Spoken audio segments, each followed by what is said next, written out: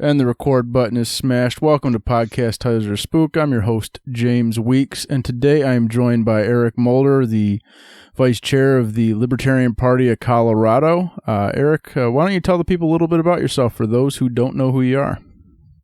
Awesome. Well, thanks for the intro, James. So like James told you, my name's Eric Mulder. I'm the Vice Chair of the Libertarian Party of Colorado. I'm also the chair of my county affiliate, the Libertarian Party of Arapahoe County. And actually right now, I'm in the midst of my second campaign for public office. I ran for sheriff in 2018 on a platform of demilitarizing the police, and now I'm running for a very interesting office, very unique to Colorado. It's called the Regional Transportation District Board of Directors. Basically, it's a office that oversees the light rail and bus operations for the metro footprint of the metro corridor of Colorado, roughly about 8 counties, $2 billion operating budget, basically like that. Mm-hmm. And what's your goal with running for that position? My big goal with running for that position is I want to see the fares reduced to a much more agreeable level because we have the highest fares in the entire country. We pay more than New York or San Francisco does for fares. I also want to change some of the recent policy decisions that they've made for RTD. The biggest and most prominent station that we have in RTD, Union Station, is a combination of public and private ownership. It's very confusing and very muddled. And what we've run into is RTD is now pursuing a policy of giving the police more discretion to kick people out of the station if they've been quote unquote loitering for too long, or if they don't look like they have a ticket, things of that nature. And I want to see that policy taken away because that's horrible customer service. It treats people terribly, and it subjects already over-policed and vulnerable communities to even more policing. So that's something that absolutely has to be stopped. And then the last part of my platform with running for RTD is basically just try to get RTD to communicate with local officials more. I'm on a first-name basis with a couple of people on my city council, and they're constantly, if not always, in the dark about what RTD is planning to do. And there's very little crosstalk between the two. And then you have these competing interests on developments and things of that nature and stuff that involves gentrification, eminent domain, horrible things like that. And having a libertarian in that position would be very helpful in trying to mitigate and stop these things. Well, it sounds like on the one point that there probably the kicking people out seems like that would most likely be like homeless discrimination almost is what that's for, right?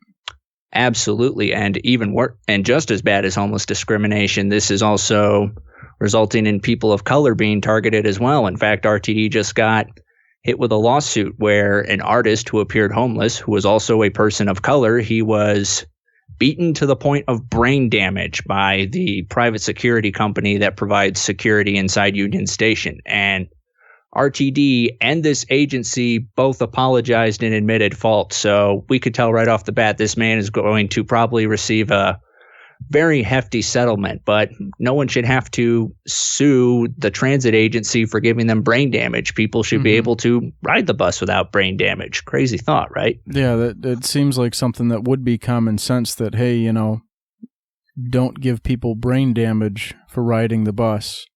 Absolutely. We've got declining ridership, and it's just like, yeah, beating our riders is not a great way to increase ridership. Let's not do that. Yeah, so it sounds like that would be a pretty good campaign. It sounds like you got a pretty good platform for that could do. Are you getting much support for that from the local community? You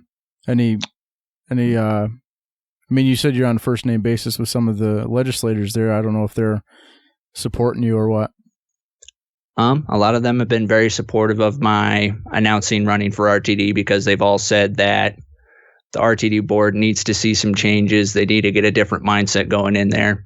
Campaigning's been a little bit of a struggle with how the government has responded to the COVID-19 pandemic. A lot of people are staying at home, staying in place. Campaigning activities have pretty much all been labeled essentially not essential. In fact, my petitioning window was supposed to start about 4 days from now, but because of the government's response to COVID-19 and people's general reluctance to start signing things that they have no idea where they've been, the Secretary of State for Colorado has said, we're going to move this window forward a month. So instead of having to start in May, you can start in June. So I've been very fortunate there to have some of that latitude going on. But it's been a struggle to do some campaigning, especially because, like I said, with COVID-19, traditional campaigning, events, forums, those have pretty much all disappeared.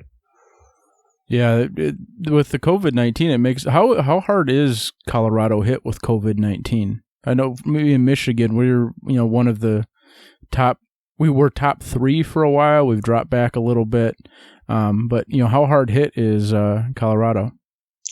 Colorado hasn't been hit too particularly hard. We have had a few hundred casualties from COVID-19, so it's definitely here and it's definitely very real. But where most of the worst of it is happening in Colorado is in our retirement communities and in our nursing care facilities, and it's also those caregivers who are dealing with it as well. The nursing homes in particular, they've been hit especially hard because of COVID-19. But as far as our response goes and our levels are concerned, we've been able to manage fairly well. There have been some pretty strict shutdown measures put in place, but not quite to the extent that Michigan has, but also not as relaxed as South Dakota. So I'd say Colorado's probably somewhere in the middle. Mm-hmm.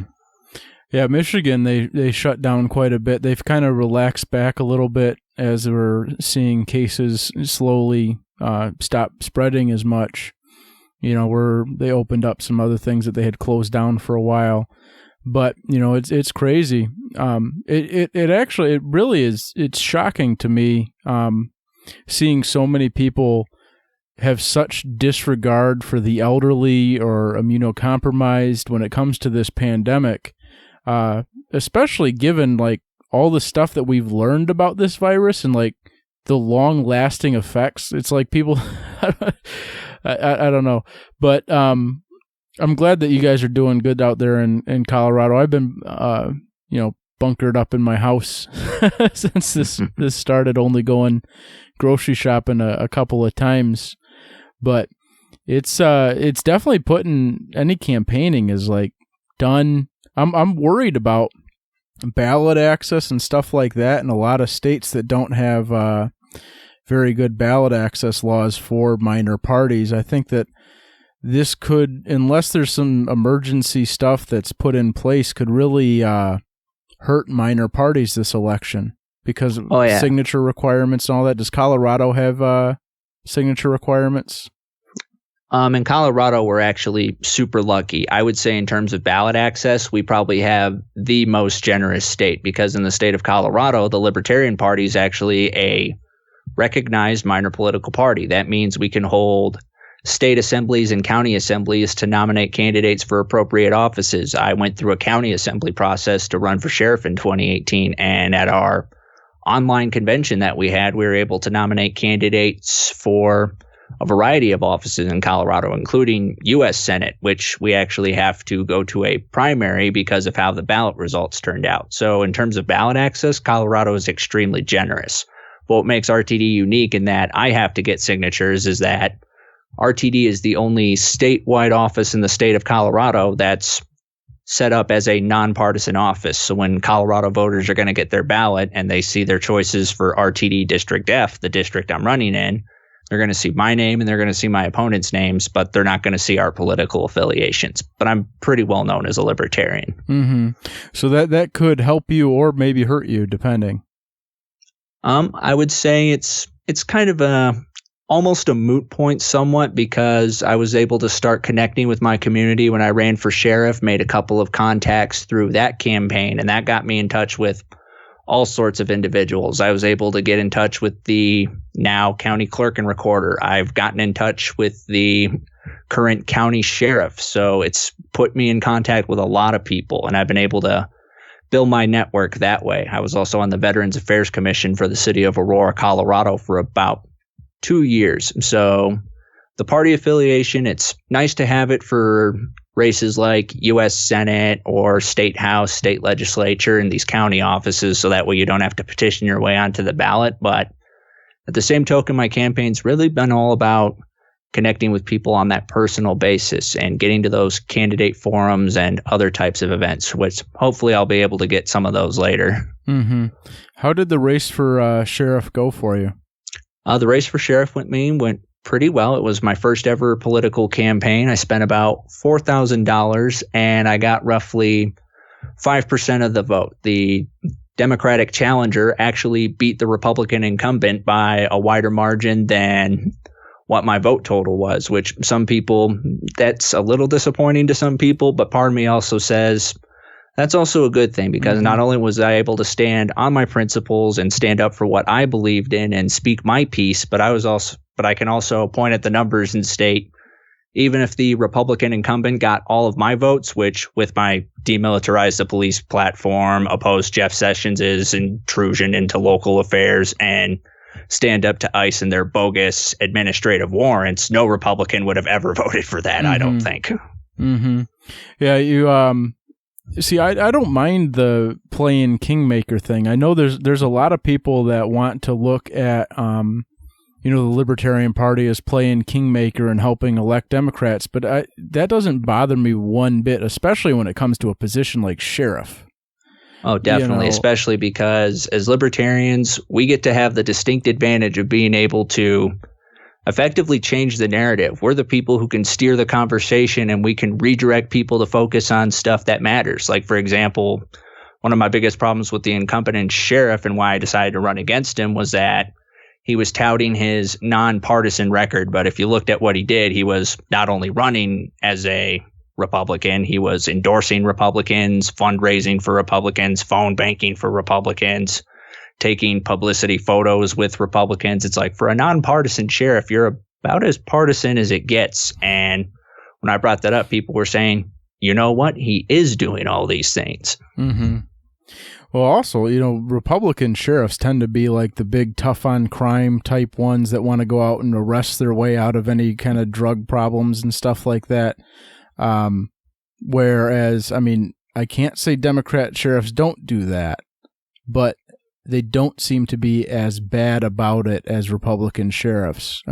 Absolutely. The Republican sheriff I ran against, there was a bit that he did with CNN. This is on YouTube somewhere. You'll have to dig for it, but he was driving around with a CNN correspondent, and she asked him point blank, this was shortly after Colorado passed cannabis decriminalization. She said, do you see any benefits to the decriminalization of marijuana at all in Colorado? Her words, not mine. And he said, no. And she was shocked. She was like, none? And he said, none. And even when I was in a debate with him in 2018, he said, and it's on record, it's on video, you can find that debate on YouTube, was, I wish Colorado had just followed the law. So when you have a candidate who's that adamantly standing against what the people said we're going to do, and we're tired of this drug war, to me, that's like, now I definitely have a reason in my soul to run against somebody like that. Drug warriors absolutely need to be called out, because many of them truly believe that, and this is another quote from the sheriff I ran against, the war on drugs is a long war, but it is not a failed war. And it's like, anybody who has read Sun Tzu's Art of War, the doctrine that guides military leaders and executives and other organizations to this very day, Sun Tzu himself defined a long war as a failed war. Sun Tzu said you have to avoid the war of attrition, because when you get into that, your chances of failure go up a lot. And the war on drugs, just like the war on terrorism, is decades long, billions to trillions of dollars over budget, and it has done infinitely more harm than any proclaimed good that it was claiming to do. Mm-hmm. Yeah, and it led to the mass incarceration of millions of people, the world's largest prison population. We got, 25% of the world's prisoners and 5% of the world's population, all because of this failed war on drugs, all for something that, you should be able to do. You should be able to go smoke pot if you want. You can go drink alcohol if you want. Yep, absolutely. Drink alcohol, smoke pot, do some shrooms. We got that decriminalized in Denver, which was absolutely wonderful. And I'm still giddy to this day about being one of the few candidates who ever ran for sheriff and openly supported the decriminalization of psilocybin. I thought that was just so much fun. Yeah, when I ran for sheriff in 2016, I brought up that and MDMA. Because there was a story when I was running for sheriff, and I debated the guy who ended up winning, and he was talking about killing a veteran suffering from PTSD, and I had brought up that well, you're trying to arrest him. There's studies and evidence that show that MDMA can treat PTSD and really help people out with it. And you would have arrested him if he was seeking that ultimate treatment, but then you ended up killing him because he was having a PTSD episode. So you stopped something that could have gave him a chance and then killed him. It was disgusting. That sheriff actually, he laughed during the debate about killing a veteran, having an episode suffering from PTSD. Yeah, I had a kind of a similar experience where the sheriff I was running against said he would rather say sorry for a civilian casualty than support demilitarization, which to me was absolutely terrifying. And it's that mindset that's very prevalent in the United States. And that goes to the libertarian inherent problem with mandates, because we as libertarians understand that behind every mandate is somebody who's having a bad day, a hard time, with a license to get away with hurting someone else. We've seen it in New York where the police have violently beaten people for not wearing masks or social distancing while not wearing a mask themselves. It's true. The people are acting, the police are always just so wild. They'll be out there just beating people up, and the police apologists will go right along with it. Like it's a great thing. It's sad. It's really sad. Absolutely. And what's even more disturbing is that I was a chaplain assistant in the Army, so I'm familiar with the military's problems with alcoholism, domestic issues, post-traumatic stress disorder, and other related mental health problems. And the big problem that I've seen is that law enforcement has carried that over as well. A lot of law enforcement was very eager to support militarization because they thought, oh, cool, this is free hardware from the government. And if we can show that we can be tough on crime and take a military approach to the problem, we can get even more. And the problem is it's like, yep, you were able to get the militarization you want, but you carried the military culture over with it. And that's one of the biggest problems I sometimes have with the military mindset. It's good at drilling discipline and dedication and attention to detail and all that other stuff, but the military mindset does take its toll. You see suicide statistics in veterans are still very high. Coping mechanisms and mental health issues in veterans are extremely high. Post-traumatic stress disorder, sleep disorder, which contributes to all sorts of other health issues down the road, not just relating to your mental health, but your physical health as well. That's why you see veterans with such a shortened lifespan. And when people say, oh, just take the military mindset with your daily struggles and just bury your head down and drown it in alcohol, it's like the military population has one of the highest suicide demographics out of anybody. So that mindset is clearly not helping anything. And then, when the police, and then the power the police have, over people is even more, I don't really know what I guess more authoritarian, I don't know, for lack of a better word to use, than like the police or the military in when they're occupying a country. The rules of engagement that the police have versus what, the military has. It's crazy. Like the things that the police get away with against U.S. citizens would get, the military, locked in military prison and stuff for doing. Like just shooting first, ask questions later type attitude that the police have with us. They couldn't do that with on foreign soil.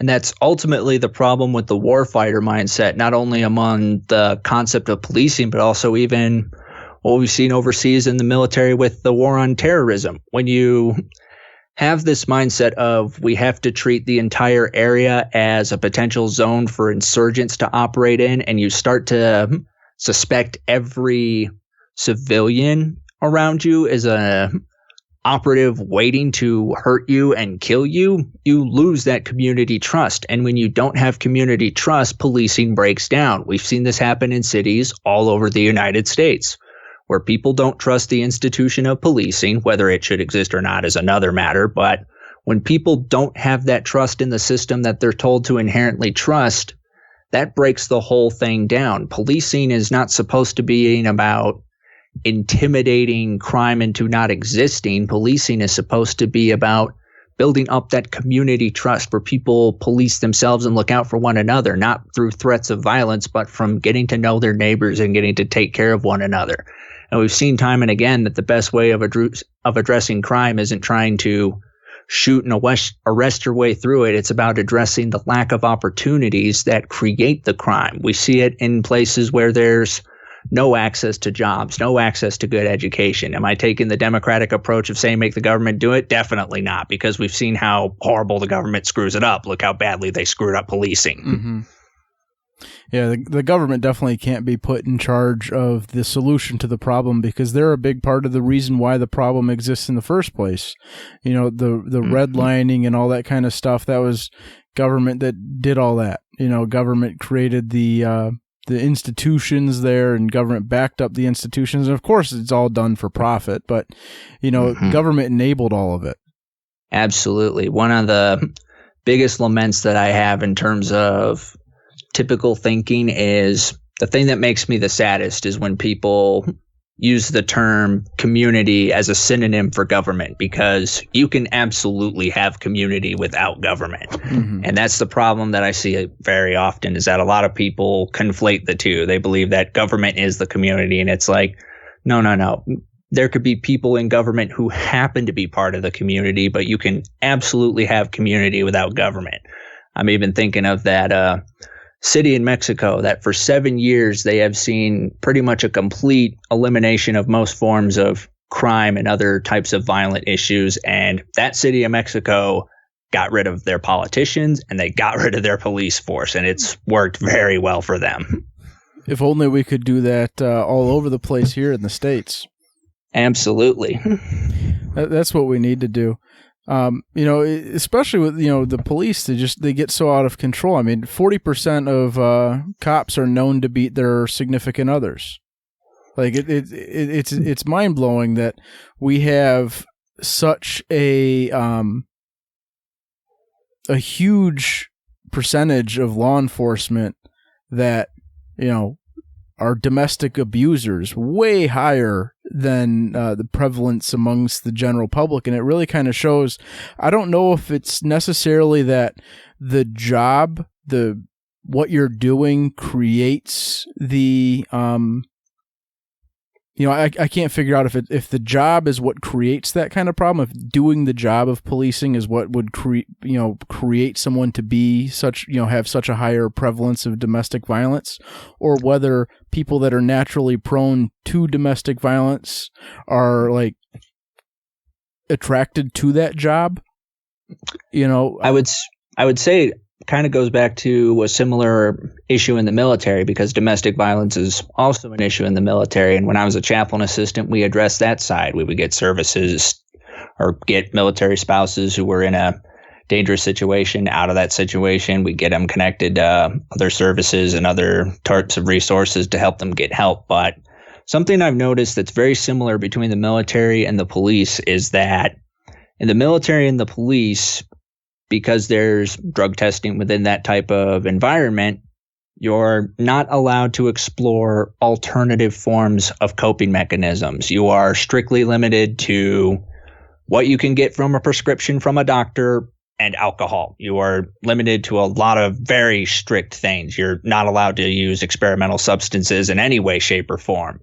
And one of the problems with using alcohol as a coping mechanism is that alcohol is a depressant. It affects your ability to process. It affects your ability to think clearly and things of that nature. And when you're in a cultural environment like the military and the police, where your only coping mechanism is alcohol, you're coping with a very dangerous substance. I've sworn up and down that I've seen alcohol wreck more marriages and destroy more homes than cannabis ever has. So this mindset of alcohol is the only socially acceptable coping mechanism is something we still need to be fighting. And as libertarians, I'm still fighting about that. It's like, Eric, why are you talking about cannabis? Because it's legal almost everywhere. It's like, it might be decriminalized and legalized somewhat, but we still haven't shaken the stigma. And there's still people of color who are being pursued by the police for cannabis charges, Mm-hmm. which is absolutely absurd. So getting into that idea of let's open up these institutions to alternative means of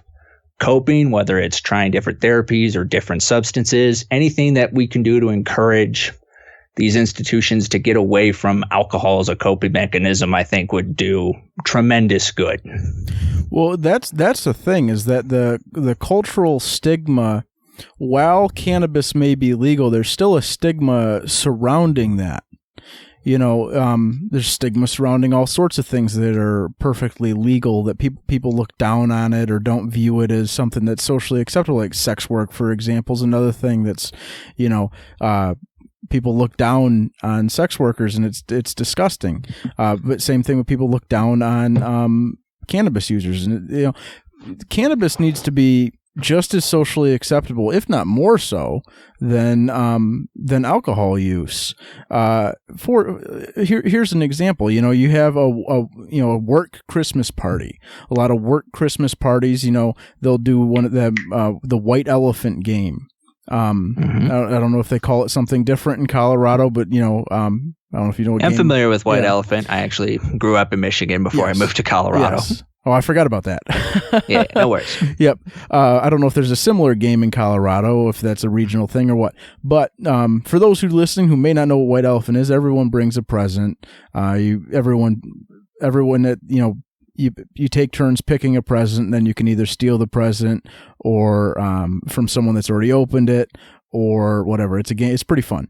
But we need to come to a point where, because alcohol is pretty prevalent in those. A lot of people, the white elephant gift that they bring is a bottle of booze or a 6-pack of whatever craft beer or something like that.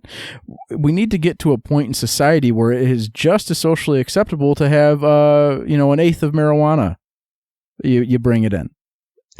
Absolutely. We need to get to that level of social acceptance within the society. That way, we don't have these kind of because there's still problems. There's still people getting hassled because the cops smell marijuana. There's still people getting hassled, and that needs to stop. People need to be able to go out after work and smoke a joint, just like going out after work and having a beer. We need a complete culture shift. So definitely talking about marijuana is extremely important, and not just marijuana. We still have a lot of drugs to work on too. We need to have it just as culturally acceptable for shrooms and MDMA and all sorts of different mind expanding drugs, and even heroin. Absolutely. Definitely. Studies has even shown that alcohol is more damaging to society and to the individual user than heroin use or crack use. Yet we're still locking people up, in droves for those drugs. Absolutely. If we as a society can say alcohol, as destructive as it is, can still be consumed for any reasonable adult, and any responsible person should be able to use it in a reasonable way, we should be able to say the same thing about pretty much every other substance. A substance is just like any other substance. It's only capable of doing harm in the hands of somebody who doesn't use it correctly. Mm-hmm. Anything has the potential to be abused, whether it's alcohol or Candy Crush or even other hobbies. If it's to the point where it's detrimental to your ability to take care of yourself or those you're responsible for, then it's something you absolutely need to take care of. Mm-hmm. And treating it instead of like a crime and like a mental health issue would work. What do you do if someone has a drinking problem? Do we lock them in jail? No. They get help. They have counseling. We're not, throwing people in jail because they have a drinking problem. And other substances need to be treated with that same sort of approach. People should be able to go to, not have the fear of, if they seek help too, that they're going to end up going to jail. Not have that fear of calling the cops because someone's overdosing, and having the cops show up and arrest everybody. Yeah, absolutely. And more so, we need to take away that discretion that law enforcement has, because in the conversations that I've heard from some members of law enforcement when I was running for sheriff, a lot of them lamented that cannabis was completely decriminalized on a legal level, because some of them stated, I don't arrest people for that anyways. I would usually just let them go. But it's like, you can't trust government with that level of discretion. Your freedom should not hinge on whether a government agent with a license from a governing body is having a good day or not. Mm-hmm. And that's the thing, is that when you're having police officer discretion, a lot of their biases will come out in their enforcement of it too, which it does. You can see the disparity between how police officers treat white suspects versus people of color when they're arresting them for a drug charge or whatever it is. Yeah, absolutely. It's that implicit bias that some people make fun of social justice warriors for, but at the same token, they're definitely onto something when they mention that. This thing in the back of your head you might not even be conscientious of, influencing your thoughts and your choices and your actions. And things that people bring up all the time is we got to look at what our culture is still doing, how we're depicting people in our cultural media and forms of that. A lot of people have brought up in criminal justice shows, for example, it's still predominantly people of color who are the stock criminal characters or the ones getting arrested, things of that nature. Mm-hmm.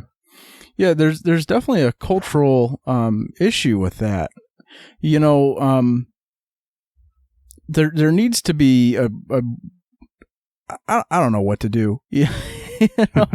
I wish I did. I wish there was some way that some magic wand I could wave that would, fix all these issues really quick. But I mean, we have a huge problem in our society with everything from the drug enforcement to all sorts of different criminal justice things, which is why I say, when it comes to a Democrat versus a Republican, when it comes to a position like sheriff, I have no problem playing kingmaker and helping and working and getting the Democrat elected and getting the Republican thrown the fuck out of there, because it's always the Republican who's the worst about it. Now, the Democrat is never much better. Oh, yeah, absolutely. Look at David Clark out in Wisconsin. Yikes. Yeah.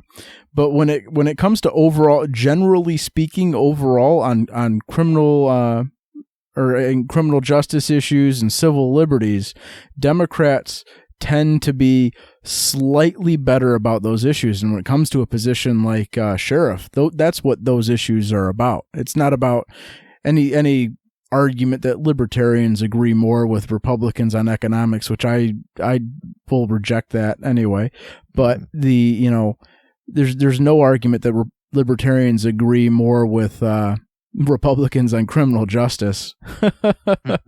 Absolutely not. Pretty much most libertarians of almost any stripe denounce the acts of the prison industrial complex, where you have private prison agencies lobbying the government for stricter sentencing, harsher laws, and even more laws, and even harsher treatment through the justice system. We're all like, that's a pretty disgusting form of symbiosis there. And we're kind of like, no, that's definitely not good. So in that regard, we're very conscientious of the fact that the prison industrial complex is a vicious, self-serving cycle, and a lot of Republicans absolutely refuse to touch that with even a poll. Mm-hmm. And just like you said, Democrats are marginally better on that, because if you run into somebody with a progressive stripe, they will absolutely be willing to call it out. But then you also have Democrats who control the purse strings, like your Kamala Harris's and your Joe Bidens, who basically almost flatly deny and ignore the problem just as bad as the Republicans do. Yes, definitely.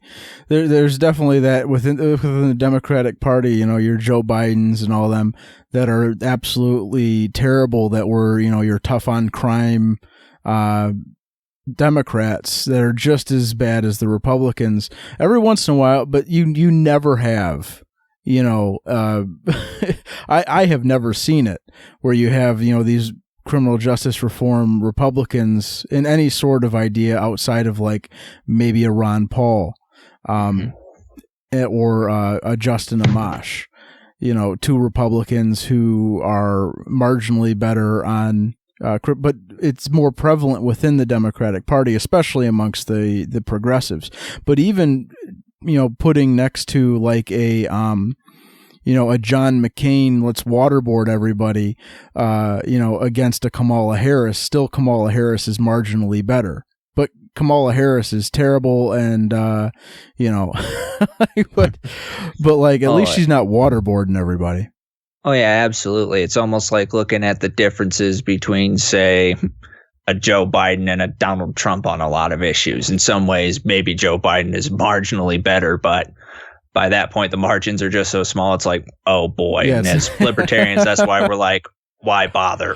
Yeah, it's kind of just mind blowing, because I spend a lot of time hanging out with groups that are unaffiliated, or they're left leaning but unaffiliated. They're not formally associated with any party, and a lot of them see the Democratic Party as almost in the same way some libertarians see the Republican Party, as the pragmatic means to affect change. But what the Democrats are going through is you've got all these grassroots type activists who turn out the vote for Bernie Sanders and help him win the primary in Colorado against Biden. But Joe Biden, who does not care about things that they claim to care about when they talk about healthcare for all, housing for all, stuff of that nature, when the party puts someone like Joe Biden forward that effectively says, we don't have to listen to anybody in our base and we can still make our base toe the line. So it's kind of maddening to watch Democrats go through that process. And some of them kind of get it a little bit, but it's just utterly mind blowing when you see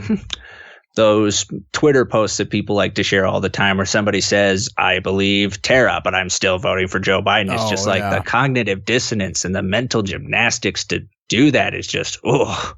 Oh yeah, that whole thing is disgusting to me, because there's so much, I've been watching it unfold, and all the stuff like, oh, why didn't she come sooner? And like, oh, well, here's this, just recently I was reading that it was even in the court documents for her divorce in 96.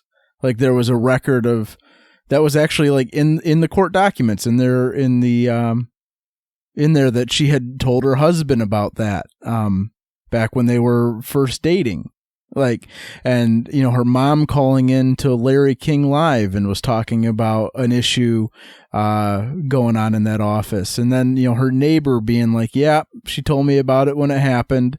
All sorts of people coming forward and saying, yeah, she's been telling us this for a long time.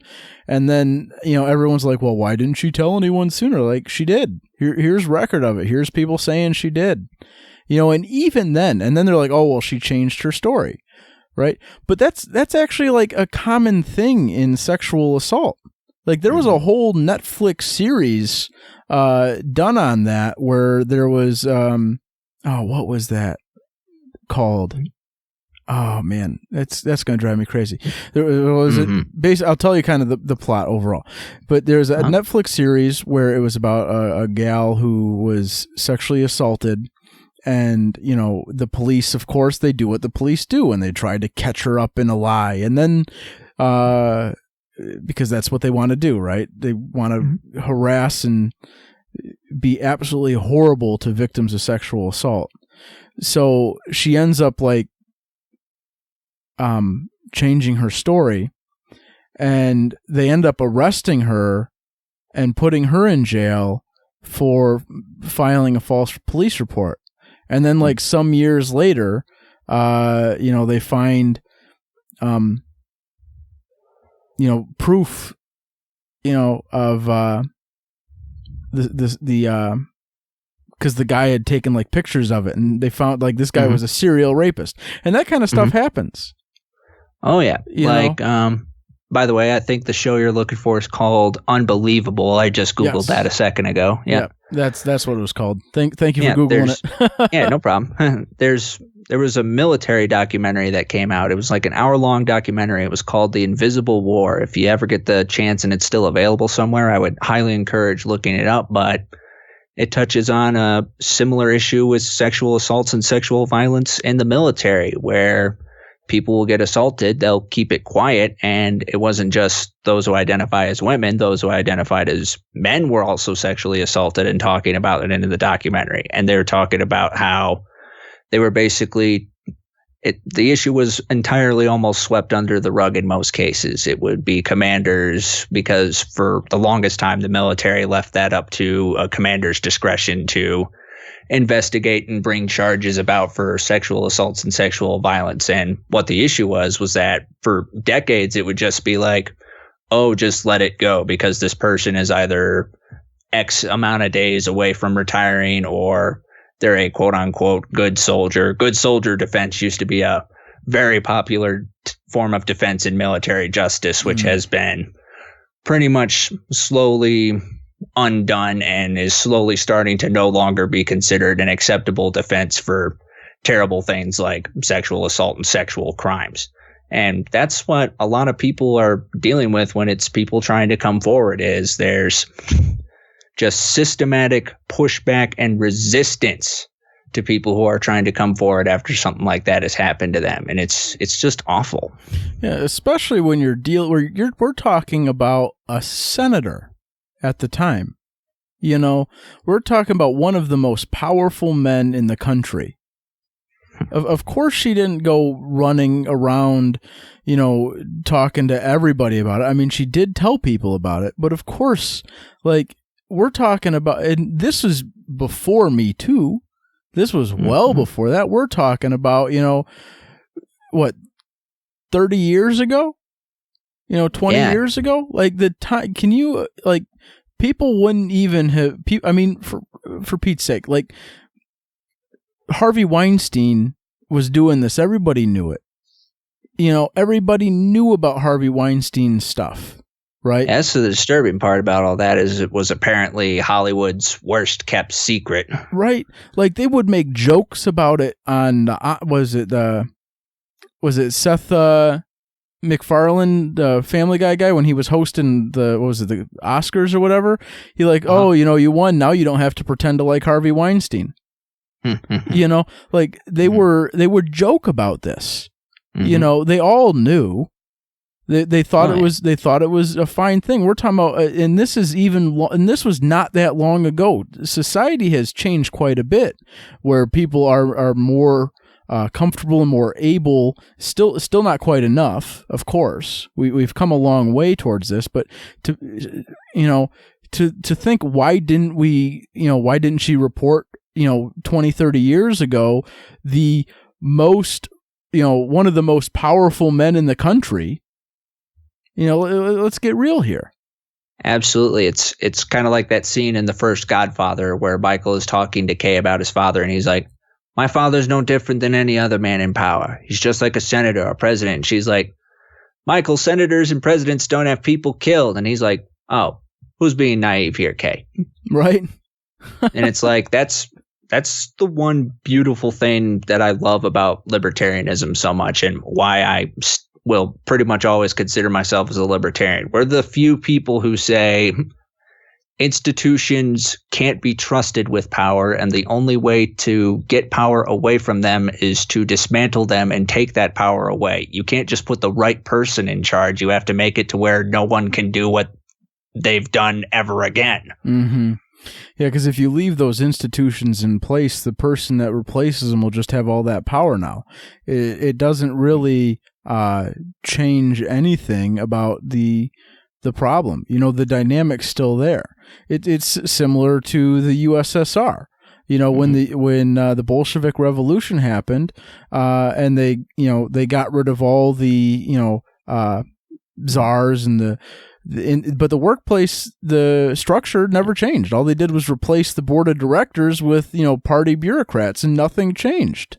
Absolutely. The Tsar had a secret police long before the Soviet Union existed. And when the Bolsheviks took power, they didn't get rid of the secret police. They just changed it to something else. Right. And that's actually something you notice in a lot of authoritarian institutions that spring up, is that they'll still keep some of that old bureaucracy in place, not simply because they like it or think it's funny, but they understand that in order to do what they're trying to do, they need to have that old guard still working with them to some extent. That's why they'll sometimes kill off their most loyal supporters who help them get into power, but they'll keep some of the people from the old regime so they can be like, all right, persuade some of that old regime to come back over to my side, and I can keep them from trying to kill me. I watched a whole CGP Grey video on it where he was breaking down the Dictator's Handbook, which talks about this in depth. It's a wonderful YouTube video by CGP Grey about dictatorship based on the book The Dictator's Handbook, and both are absolutely excellent. I recommend it to anybody who's curious about studying power in any sort of form to look that up. Yeah, we definitely need to I think we need to be more aware of that kind of stuff, because that's what we're dealing with here. You know, when you have someone like Donald Trump who comes in and says, you know, he's going to drain the swamp. You know, what did he actually do? What swamp did he drain? You know, he brought in John Bolton. He brought in all these, all these swamp creatures. He kept them all around, and then they, pretend to have a fight with Nancy Pelosi. Oh, yeah. It's just like with Attorney General William Barr. I saw a lot of people were praising him, saying he's going to legally back up the reopen movements and fight for the churches to reopen. It's like not even 3 weeks ago that man was going to Congress saying he wants indefinite detention powers. It's like you can't trust anybody like that. And I mean, they got concentration camps set up on the border. Absolutely. There's a sick sort of irony to all this, because I remember years before Donald Trump got elected, this was right around 2014, 2015 time. And a lot of the stereotypical conspiracy theory types, they were all saying Obama's building internment camps. He's building internment camps. And the sick part is they were right. It just wasn't for the people they thought it was for. That is true. It wasn't. It was for the immigrants. And those are Obama's cages. That's why people that think that we're gonna elect Joe Biden and free all the immigrants. That's not gonna happen. Biden helped Obama build those cages. Oh yeah, absolutely. Joe Biden was a big supporter of that. President Barack Obama deported more people than George W. Bush did in his presidency. And that's what, as libertarians, we try to hammer into people's heads. It's like just the red and blue difference alone means pretty much nothing, because when you get to that sort of level, it's going to be the same organs and the same interests backing both sides. It's how you have people betting on red and black when they play roulette. It's like the people who are in power and who have the most to lose from change are going to hedge their bets. Yeah, that's the big thing, is that when you get to a position like president, I wonder how much, I always think of the Bill Hicks skit where he talks about, when they get you elected and they take you down into a dark room with the CIA there, and they play the Kennedy assassination from a different angle, and they're like, all right, you got any questions? Go along with the plan, because nothing ever changes. No matter who wins, it's always the same thing, Absolutely. Remember when Donald Trump promised to reveal all those details about what the CIA knew about the Kennedy assassination and then never did? It's like, yep, exactly. All right, and Obama promised hope and change, and George Bush promised no more nation-building wars, and Yep. I specifically remember Barack Obama's big thing was closing down Guantanamo Bay detention facility, but the Pentagon and the powers that be told him, nope.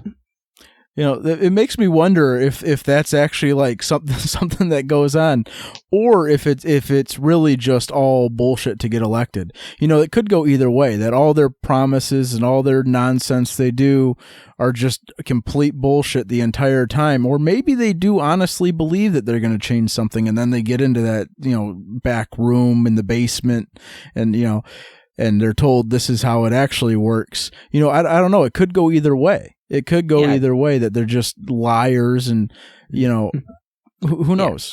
I'd hate to use centrist rhetoric, but sometimes I truly think that it's a little bit of A and a little bit of B. I've met people who've run for public office saying they want to do this, that, or this, and then when they finally get in, they realize, wow, I can't do this, that, or this at all, which is almost kind of why I take sort of what some might consider to be a boring approach to politics, simply because it's not that I don't believe in what I'm doing and that I don't want to see something amazing happen, but I also have understood from my time working inside the federal government, change is not just a matter of electing candidate X and candidate X says I get to do A, B, and C, because there's a whole organ that they have to navigate and deal with, and who's almost sometimes constantly undermining their own efforts. So I will absolutely encourage people to use elections as a means of self-defense and voting as a means of self-defense. But it's also important. People got to keep in mind that there's an entire hidden mechanism underneath the electoral process that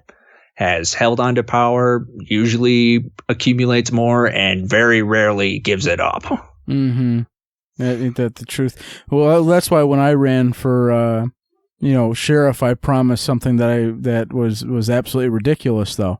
I promised I was going to free all the prisoners, arrest all the cops, and burn down the jail. I promised I was going to crash the MRAP tank through the wall of the jail. I even promised that I'd kill myself so there'd be one less cop. I remember that, and watching your campaign during that year was such a breath of fresh air. It was so fun to see somebody just be like, all right, let's do something let's actually push the envelope here. Let's actually question things. Let's actually make people stop and pay attention for a moment.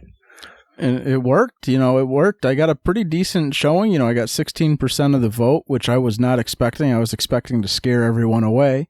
I was just trying to shift a conversation. And what was great about that campaign is, the entire thing was about civil liberty issues, like all the debates, every question. Like there wasn't any stupid budget shit. It was all about civil liberty issues. Oh, yeah. And that's almost what inspired me to run for sheriff, too, because I saw a increasing demand for more militarization, a sheriff who was being buddies with Jeff Sessions. And it was like, William Barr is bad. Jeff Sessions, I was like, that's also bad. And I'm like, wait a minute, there was a libertarian who ran for sheriff and decided to stick it to this horrible system. So let's go ahead and take the same mindset and do that here. And I was just like you, I was blown away by the results. I didn't know what I was going to get because I spent maybe $4,000, never run for public office before, obviously didn't have any sheriff experience. And I'm like, I have no idea how this is going to go. And then sure enough, I got surprised with that 5%. And I had Quakers and immigrant rights activists with the demilitarize the police bumper stickers on their cars. So to get such a diverse group of people to get what I was saying and to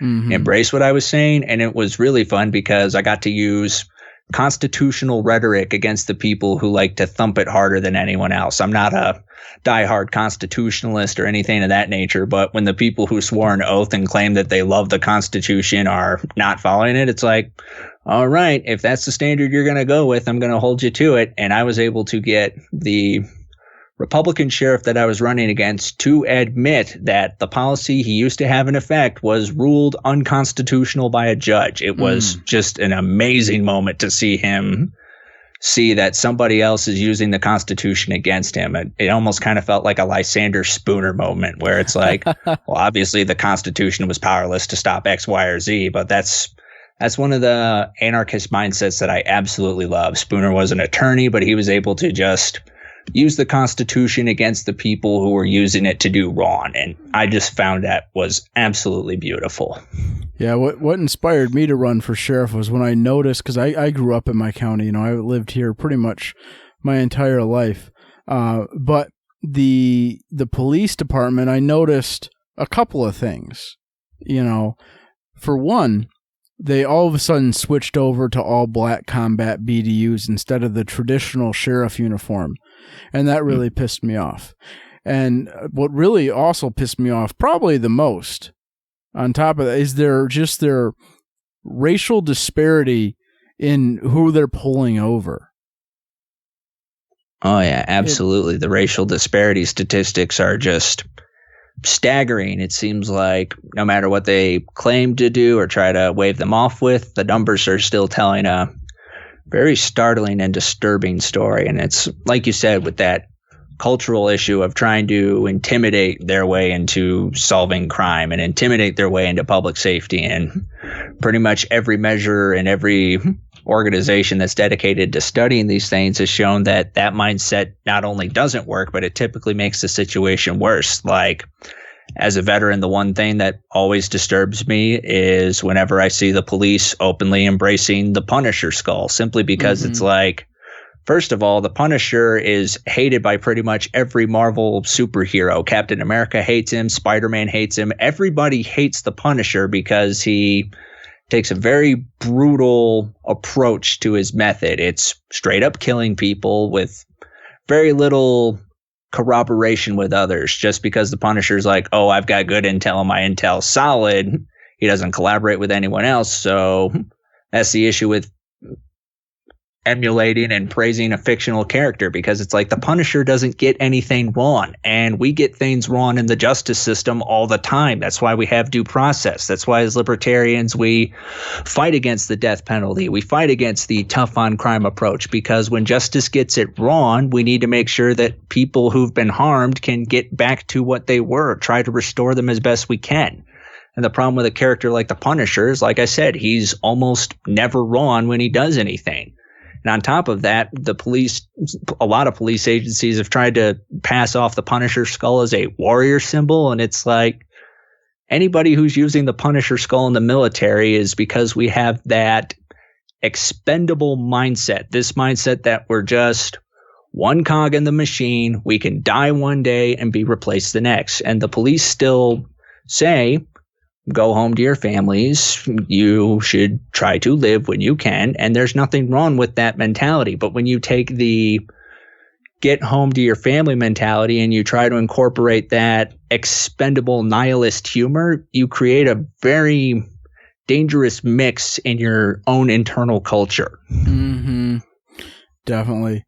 One where you'll kill at the drop of a hat, which is what we see. You know, we see absolutely. We see cops killing children because they had toy guns. You know, we see all kinds, and even, you know, it's just, God, it's awful. Yeah, and there was, I'm not a type to worship the founding fathers. I don't think anyone should worship anybody that way. But when this country was founded on complete and total suspicion of using the military to police others, there's very much an inherent truth to that, because in the military, you're taught to basically view yourself as expendable, and they discourage treating life as precious, because when you're in war, everything dies in war. And bringing that warfighter mindset can be very damaging if your organization is doing it recklessly. And that's part of my biggest issue with the military mindset in policing, because policing is about earning community trust and being a quote unquote partner with the community. But when you take a military mindset, the military mindset is very destructive. That's what militaries do. They're good at destroying things. Militaries are not very good at rebuilding things, but they're definitely good at destroying. And I say that as a veteran. So it's like, that's my own personal observation of the military. This isn't me coming in as a outsider who's never been in. It's like, I used to sing those cadences about indiscriminate killing because the military has to get you desensitized to something like that. So wanting to carry that mindset into policing, to me, is very disturbing, and it's no wonder people don't trust police. Right. Yeah, it's crazy. Well, where can people find out more about what you're going on, what you're doing here? You got a website you can plug or anything like that? Oh, yes, absolutely. Like I said, I'm running for the RTD board of directors because I ran on demilitarization of law enforcement when I ran for sheriff in 2018. And unfortunately, it looks like I have to run on demilitarizing transit security and transit police as part of my new campaign. So if you want to support me out, you can go to mulder4rtd.com. And I'm also on Facebook, Twitter, and Instagram at mulder4rtd. And I realize that a lot of people are in hard times, so I won't ask you for too much in terms of finances, but if you're able to give, small donations do add up and they really help me. I was able to make a lot of my campaign money running for sheriff, just getting $3 or $5 a pop from people at a time. And on my website, you can absolutely give $3 or $5 if you feel the need to do so. I ran on change and I ran on change. Perfect. Thank you for coming on the show. And for all those listening, all those things I'm supposed to say at the end of the show, hashtag please donate to the Patreon. But, join the Libertarian Party. Go to lp.org/podcast titles are a spook.